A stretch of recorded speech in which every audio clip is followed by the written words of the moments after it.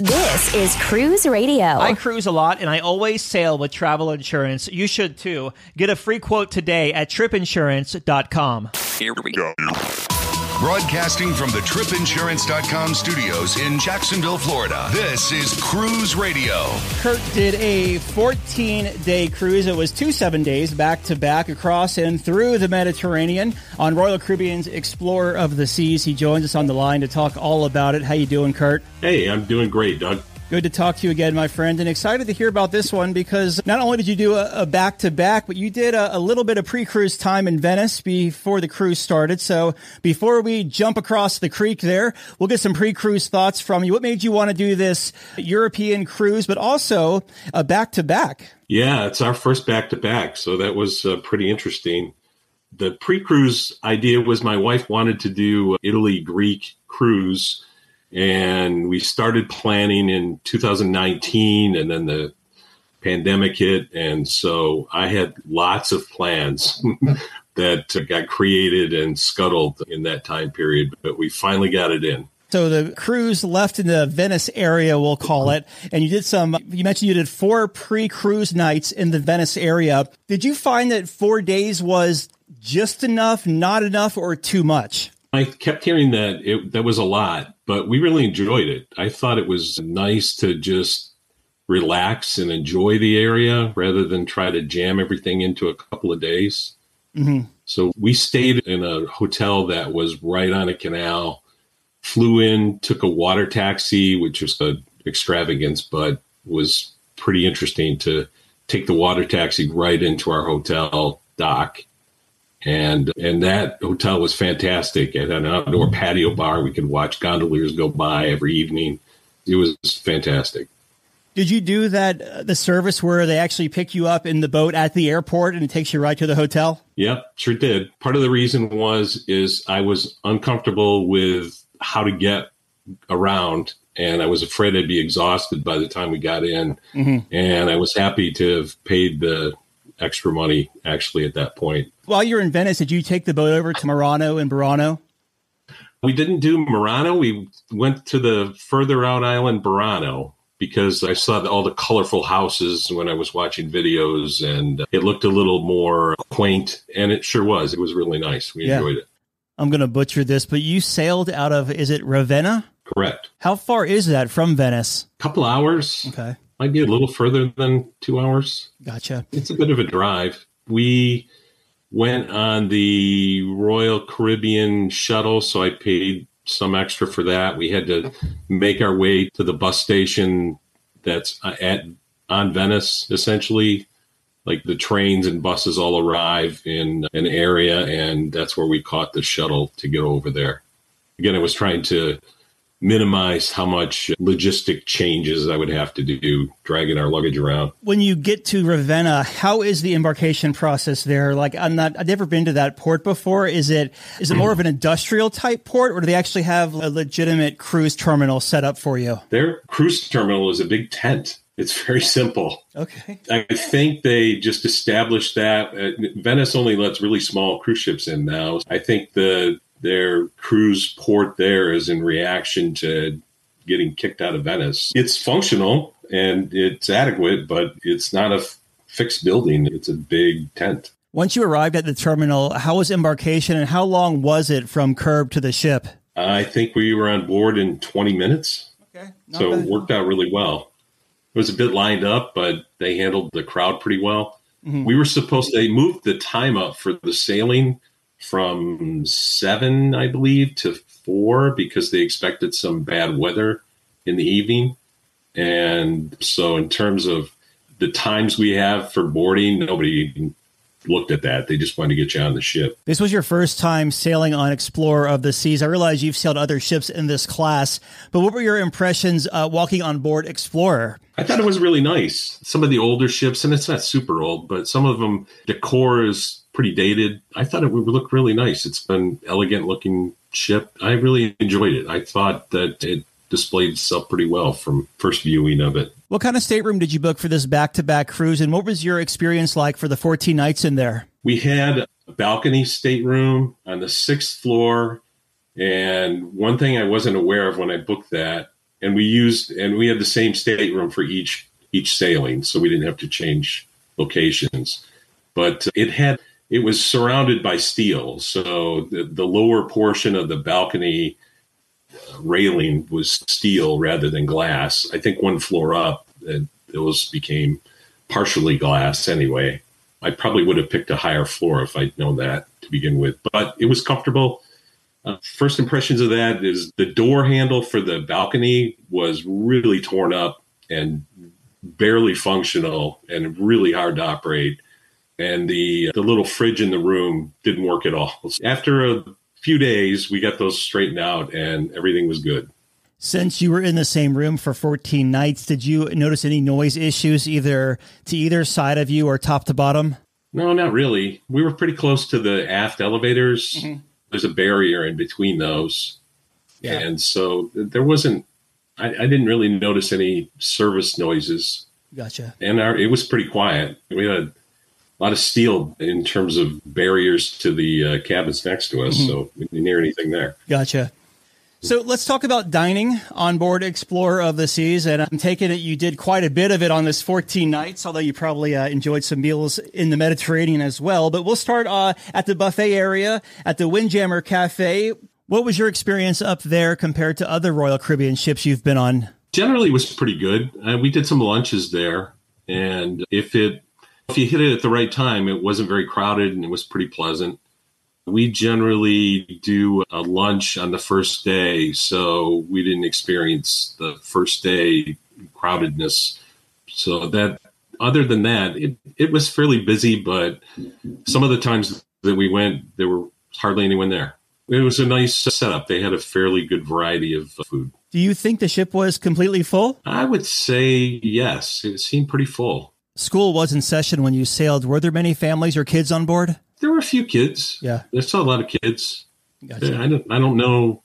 It's October, so I didn't expect that many, but right. Yeah, there were kids. So outside of the Windjammer, let's talk about the main dining room. What time dining did you have, and how was the food in there for the span of the cruise? We had early dining, and we had a fantastic wait staff. They were just incredibly good. I've never seen a head waiter so attentive and well-connected. He took care of us really well. The food was good. I think it tends to be better, personally, anyway, I've noticed this on the smaller, and it's not a small ship, but it tends to be one in the smaller range as far as what Royal's got now. It just seemed like things generally came out warmer and generally better. And you had the same the wait staff for the back-to-back? Yeah, they were so good. I requested them for both. Now, outside of the buffet and the main dining room, any specialty nights on this cruise? We didn't do anything at night. We did 2 lunches and chops. We did one the first day and one on the back-to-back day, just to, again, avoid the buffet. And the first day, it was really slow, the embarkation day that we had. And then, like I said, our MDR staff was really good. We talked to the head waiter, and he gave us a recommendation for somebody to request in shops for the next lunch that we had. And that guy was fantastic. He couldn't have done enough to make it better. I'm curious, because I'm a big fan of the dinner menu at Chops. What are they serving at lunch? You can get like a smaller filet, which is what I normally go for. It's still pretty substantial for lunch. It's significantly cheaper. Yeah. And our main goal is just to avoid the buffet on the first day. Yeah. So that's, it makes for a very pleasant time rather than fighting your way through a lot of people that are excited and new. Any grab and go or grill type venues out by the pool, hot dogs, hamburgers? No, I don't remember any. Mm-hmm. We did Johnny Rockets one day for lunch, but that's an extra charge. I don't think so. I don't remember anything like that. They have some of that stuff in the Cafe Promenade, but mainly cold sandwiches. They don't have like hot dogs, hamburgers anywhere that I can think of other than the buffet. I guess that would be putting some competition against Johnny Rockets if you're serving hamburgers by the pool. Yeah, based on what I've seen of other lines, it would be nice to have that. And having the doghouse on some of the ships is pretty nice. With Johnny Rockets, is it a flat fee and order as much as you want, or is it a la carte pricing? I think the way this one worked, they're a little different depending on the location, but I think the way this one worked is they had a combo price. Does that wrap it up for the dining portion of the 14 nights, or did I miss something? Yeah, I think that's pretty much it. Now, I know that these cruises are very port intensive over there in the Med, so not a lot of people tend to hang out for the entertainment at nighttime, but did you experience any of it, and how was it throughout your voyage? We went to the ice show, and we did a number of things on the first sailing, and you're right, they're very port intensive, so in terms of partying afterwards, there wasn't a whole lot of that, but we went to the production shows, and I think we saw most of the headliners. I think we missed one. One guy we went back to see. We thought he was pretty funny, and we got there late the first attempt to see him, so we went back to catch his whole set. Very good. He's some sort of English comedian, and I don't remember what his name was, but he was corny but funny, so we enjoyed him. Did you have many sea days on this 14 night, or I should say the 2 7 nights back to back? We had one sea day, and then we had the turnaround day, and we treated that as sea days. Sure. But neither day was the weather very good. So you could hang out a little bit outside, but it was not wonderful weather. How were the sea days as far as crowds and congestion? Not too bad because the weather wasn't great, so people weren't out en masse by the pool area. There's an indoor pool, a solarium, and that tended to be a little crowded because you could stay out of the elements. Mm-hmm. As I recall, the sea day that we had some intermittent showers, and so it chased people out of there occasionally. How about the casino as far as the smoke situation in and around it? Yeah, I went in a couple of times. I know that you are interested in that, and it's typical. It didn't seem excessively smoky. There's obviously smoke because there's good chunks of it that you can smoke, but it wasn't terribly bad. I've been through others that are much worse than this one, so it really didn't bother me to be in the casino. Gotcha.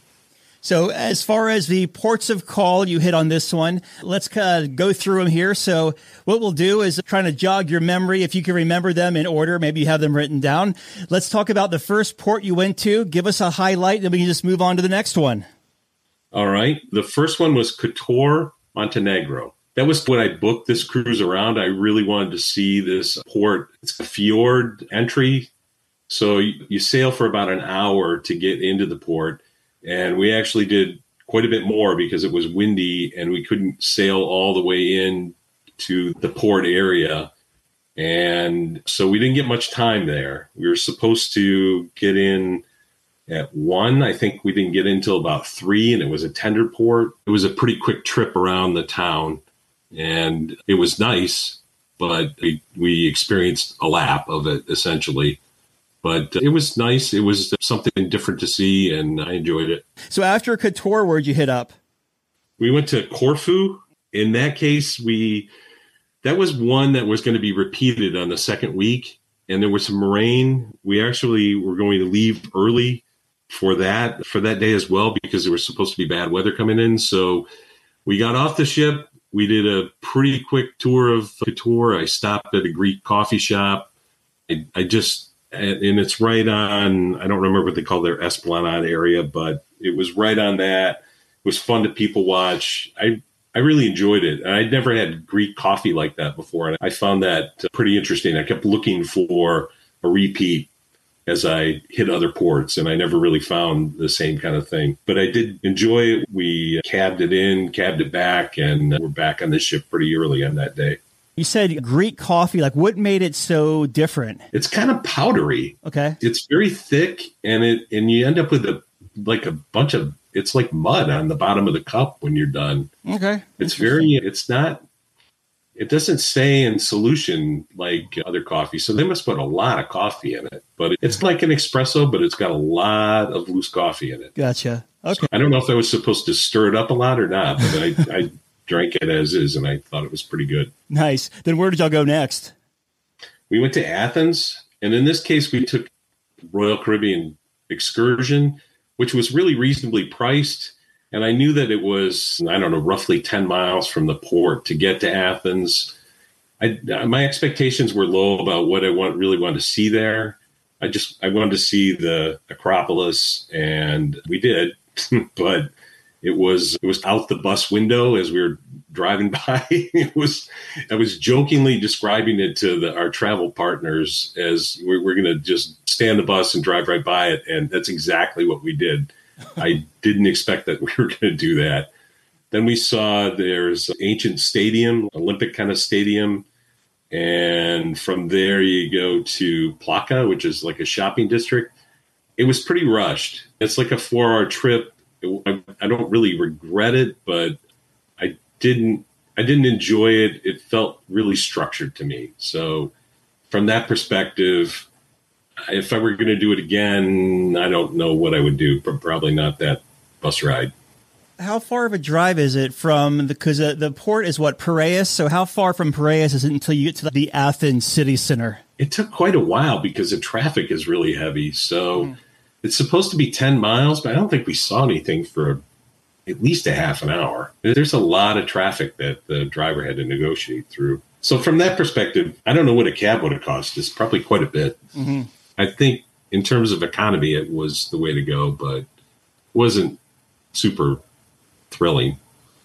I do remember it was €75 going from the Piraeus cruise port to the Athens airport. And this was back like in 2016. So, oh, wow. Yeah. This was in the neighborhood of $40 a person. Gotcha. So. Yeah. And that was round trip. And they did show us some things. Cool. It was pretty reasonable for what it was. What was after Athens? We went to Mykonos. Really enjoyed that. I think that was my wife's highlight. Just the white and blue and all the loose and tight streets and the tiniest little trucks driving around and stuff that you just can't imagine you could get anything bigger than a golf cart down. It was pretty quaint. We went to a gyro place called Jimmy's, I think. Yeah, Jimmy's. Had what I'd seen other people have watching some YouTube videos, did some gyros and beer, and that was fun. Then we went down to Little Venice, sat right on the dockside and looked out over the ocean or the sea there and just had a few drinks, and it was really pleasant. And then up next after Mykonos? Argostoli. That port is nice. It's very walkable. It's not an excessive walk, but it felt like a lot for some reason that day. But there wasn't much open. There was some sort of religious festival that day, and a lot of things were closed. But we did find a coffee shop. We sat right on the dock side, on that same dock, but further down, not in view of our table. But there were sea turtles that popped up pretty regularly. So I saw sea turtles. I never really got a great picture of them, but it was pretty cool. It was a nice place. There were these stray dogs, and they would just come down. They wouldn't beg or anything. They'd just come down and lay it down by your feet. That was one of the most memorable things is how calm these dogs were, and they're just wandering around. Then we had the sea day, then a turnaround day, which was like a relaxing day. Then we went to Split, Croatia. My wife had actually would get cold at that point in time. So I was lucky to have the other couple we were with. And there's a shopping area that's like underground in this walled city area. It's knickknacks, souvenirs and stuff, but it's quite large. And there's all kinds of little bars and restaurants in that area. Lots of people offering tours. Mm-hmm. And we didn't do any of that, but we just wandered around for a while. We went to they have Esplanade area, the Riva Promenade, and we sat at a place there, had coffee, beer, and we enjoyed that. Oh, we did go to, this is a shout out for my buddy. He picked out a place to go called Froggyland. Okay. And Froggyland is the tourist tacky place, like a mystery spot or something, where they have all of these stuffed frogs in various poses. I don't know, like Olympic Games would be one theme, and another one might be a classroom or something.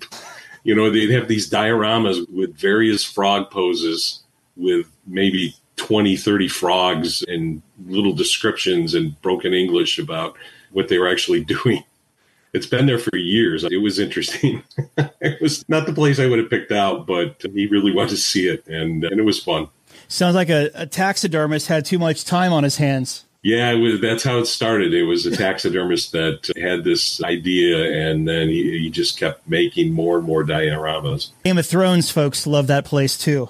Oh, yeah. Yeah. After Split, where did y'all go? We were supposed to go to Bari, Italy, but they had a report that they had shallow areas, so we got rerouted to Zadar. In that case, I don't know how far away we were from the port. Maybe, I don't think it was 10 miles, probably 6 or 7, but because it was unexpected, Royal provided some shuttles for us to get into town. And despite the fact that everybody got off the ship and wanted to head into town, they did a pretty good job of organizing the shuttle buses. They were running pretty regularly, so there was a big long line, but it got swallowed up pretty fast.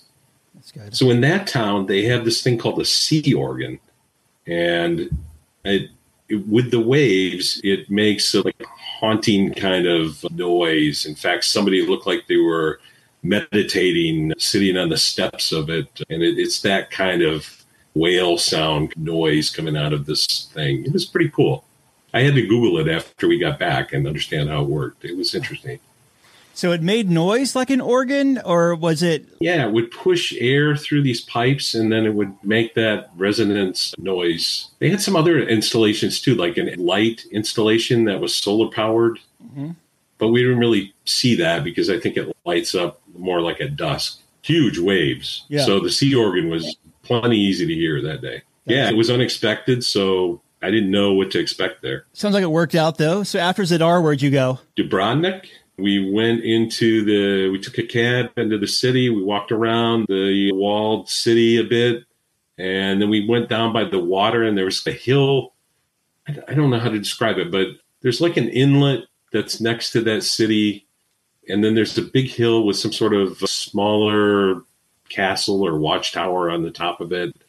So when we started to go back towards that area, there was a little coffee shop down there. That was my thing. If there were a little coffee shop to sit down with a nice view, that's where I wanted to be. Yeah. So we sat down there, and then this big tour for Game of Thrones came up and stood pretty much in front of us with some sort of picture book that described all of the locations that they were filming, and a lot of them were down in that area because there were several slides that she was showing and pointing out highlights of that area. So that little small inlet was scenes for quite a bit of Game of Thrones, from what I could tell. But I'd not seen the show, so I didn't know much about it.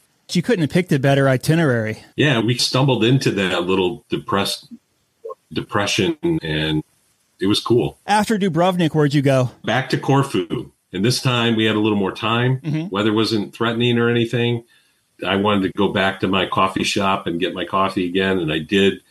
And then we went to a gyro restaurant and just picked it out on TripAdvisor or something. And I didn't realize the name of this place is really like O Gyro, but spelled in Greek, and I had no idea that's what it said because it looked like a T to me. It was down an alley, and I thought, oh boy, what is this place going to look like? Mm-hmm. But it opened into this small courtyard. So we ate outside, and then we had this small little isolated courtyard, no crowds around or anything, and had a really reasonably priced lunch and really enjoyed it. Very nice. After Corfu? Sicily. So we went to Messina, mm-hmm. and I prearranged a cab to go to Taormina, which has just a beautiful overlook in the town square. It's all tile on the surface. Took us a little while to get there because we stopped and had pizza along the way in the walkway into the town. But prior to that, I'd forgotten. I set it up so that the first stop was called Savonka, and it's where they filmed the Sicily scenes from The Godfather. The very first Godfather, Michael Corleone goes to Italy to Sicily. He gets married. He sits in a cafe, and that stuff was all there. I saw the church, and I saw the cafe, and the town itself was really cute, but I think that's the extent of what they have to offer there, is that it's the site of the Godfather.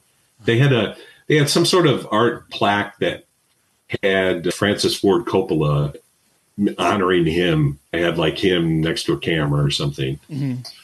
It was pretty cool. I enjoyed that. Always enjoyable, though, when you're sailing, coming out of the Adriatic there, and you're sailing between Messina and mainland Italy, that little strait right there. It's really neat. Yeah, it was nice. Yeah. We didn't see much of Messina. We got dropped off, and like you said, it's port intensive. Yeah. So every day, once you've seen some stuff, it's okay, I'm good. Yeah. Just relax a little.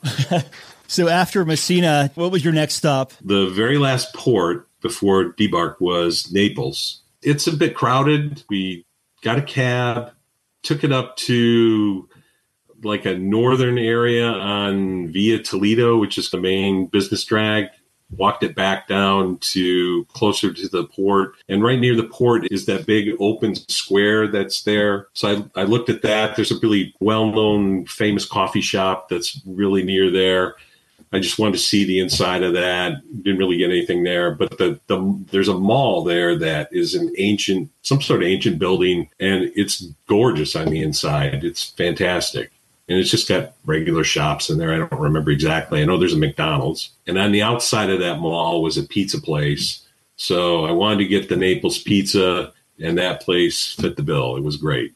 You rounded out this cruise in Civitavecchia then, the port for Rome, and you said you spent a couple of days in Rome. But before we get there, how was your debark once you got back to port? It worked out really well. What I made the mistake of doing is I did not pick my debark time early enough. And part of the reason for that is that the internet was terrible on the ship. Mm-hmm. That was really one bad thing about it. Normally when I would be rounding off the day and in my cabin and checking things over, and I might have noted that I should have been doing that, I didn't.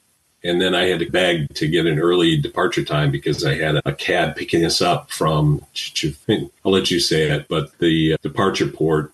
And he was coming early and I couldn't reschedule. We got off when we needed to, but it was a bit of a struggle. Departure was super easy. No problem at all. Did you see everything you wanted to see once you spent your couple of days in Rome? We took the cab into Rome. We just hung around and we stayed in that Campo de Fiori area, which was a great place to stay.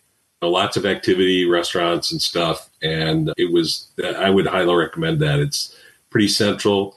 The next day, I hired a driver to take us around and do a tour. And, like I mentioned, we had friends, so we were able to split the cost for that. But we had 6 hours with the driver taking us to all of the highlight places, mostly looking on the outside of them. Like we saw the Colosseum from the outside. We saw the Parthenon. And that's one place that I probably would have liked to have gone, but it was too much. It was over it by the time I had an opportunity to do that. We tossed our coins in the fountain, and he took us up to an overlook over the city where there's a fountain. And I've never heard of this fountain before, but it was very nice. It was very scenic. It was just, I saw things that he showed us that I normally wouldn't have seen. And it was nice to have somebody answer questions directly. When I walked around and I would just stumble on some ancient ruins, and it was just unbelievable. You just walk along and here's more ancient ruins that were uncovered and just part of the city landscape. You leave Rome, you head back to the U.S. Looking back on this 14 night, it was a little longer than that, 18 nights or so that you were out of the country, 16 nights. Do you have any first-time tips for someone either going to Europe for the first time for a cruise or sailing Explorer of the Seas? I would recommend an Explorer of the Seas. I thought it worked out really well. I think it was the right size ship. It wasn't overly crowded. It never felt jammed up. I enjoyed that a lot. Venice was fantastic. Rome was fantastic. I'm happy that I threw as much time on there as I did. There are things to do that if you research, you can find. In Venice, we went to the top of them all, but you had to be pretty quick to jump on the tickets to get up there. They're free, but they sell out quickly. Yeah. So I had those. Oh, one thing that I didn't mention is when we were in Venice, we did Learn to Row, which is learning to row a gondola. Okay. So the four of us went out with an instructor, and she showed us how to do it. That was pretty cool. What kind of research did you do? If any listener is thinking of maybe doing it, but maybe intimidated to take that first step, like what kind of research did you do that really helped you realize, oh, this is actually not that bad? We watched a lot of YouTube videos. A lot of Travelers. Walter's World, I think, is one that gives you some pretty practical advice. Yeah. So, yeah, we watched a lot of YouTube videos, and I got a little bit probably paranoid about pickpocketers, but we were certainly prepared for that. I had something that was like a front sling kind of bag in order to keep an eye on my stuff. But just a lot of things that we watched helped give us some sense of we're ready for this. One person, in terms of like anti-theft, he said put a carabiner on your bag and clip it to your chair. So if somebody tries to walk by and grab your bag, they yank the chair with it and they get found out pretty quickly. And I started doing that. I thought that was a pretty good tip. One person said take bug repellent, and I thought, I don't know, I'm going to need that. But there are really bad biting flies in some of the ports. Mm-hmm. Not many, but a few of them had it, and man, they bit me up. I was glad to have that. I didn't need as many euros as I thought I might. I didn't really change that many over. Now there's not a lot of cash transaction, but there is some, so you need to take some. I think I had 300, and I came back with some. Although our friends had a lot. They changed a lot more, so there were a couple of cases where I think they paid, and I paid them back on Venmo or something, so I could hang on to some. So I probably could have cashed a little more and been okay with it if I didn't have somebody else to rely on. Well, really enjoyed the private tours that we set up. I thought that worked out really well. Book early, because hotels book up. The pickpocket stuff, that's real. I was actually, I guess it was like 2016, and I did a day. No, it was 2018. I did Roam on Your Own from the ship. And I had a Swiss Army bag, and my bag has almost like the chicken wire mesh on the bottom of it. I felt someone really hit my bag really hard, and someone actually tried to put a switchblade or a box cutter on the bottom of my bag to get stuff to fall out in the Trevi Fountain area, actually. And the mesh, whatever it's called, stopped them from doing it. But yeah, they definitely, if I had a regular backpack, they would have gotten everything out of my bag probably. I guess we were a little paranoid because we'd been to Paris, but this is quite a long time ago. Mm-hmm. But we had several experiences where people were trying to pickpocket us. So that made us a little extra cautious. I didn't notice anything. And maybe we just presented ourselves as pretty poor targets, and that's why we didn't have any issues. There's a lot to cover here, but what was the biggest highlight of this cruise for you and the wife? I would say we both enjoyed Mykonos. Mykonos was an exceptional port. It was really pleasant and interesting and different. It's just so clean, and it's really pretty. Yeah.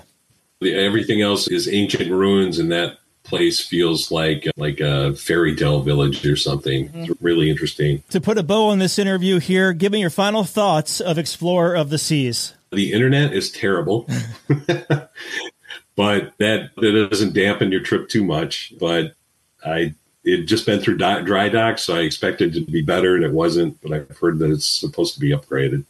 We had some rough seas. We had some bad weather. Like the very first day when we had to leave early at the embark day, I looked out the dining room windows because we were right at the window, and it was rough, and it handled it really well.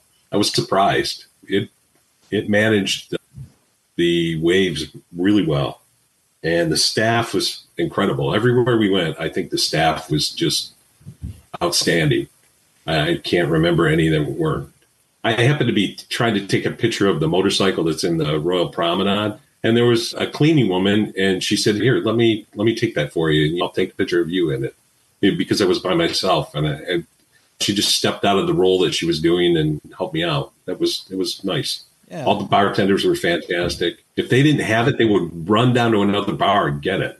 Whatever it was that you asked for. I experienced that a couple of times. They were unbelievable. We've been talking with Kurt about his 14-night cruise through the Mediterranean on Royal Caribbean's Explorer of the Seas. Kurt, it's always good talking to you, my friend, and thank you so much for this review. Thank you, Doug.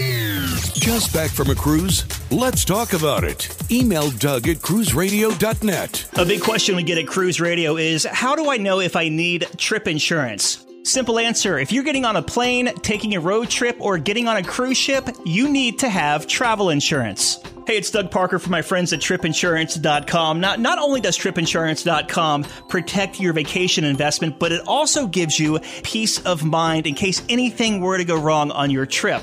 How do they do it? They offer 3 different types of trip insurance policies. Good, better, and best. One policy for every vacation budget. But it doesn't just stop there. They're up to 40% lower when you shop around on other comparison sites. Plus, tripinsurance.com offers 24-hour customer support before, during, and after your trip, online claims assistance, and travel alerts to let you know what's going on at your destination. But find out for yourself. Check out tripinsurance.com. All right, Dougie, let's see what we got for you, buddy. Cruise Radio is produced at the tripinsurance.com studios in Jacksonville, Florida. Get cruise news, ship reviews, and money-saving tips every Thursday on Cruise Radio. If you've enjoyed this episode, please subscribe to the show. If you want to help spread the word, give Cruise Radio a 5-star review.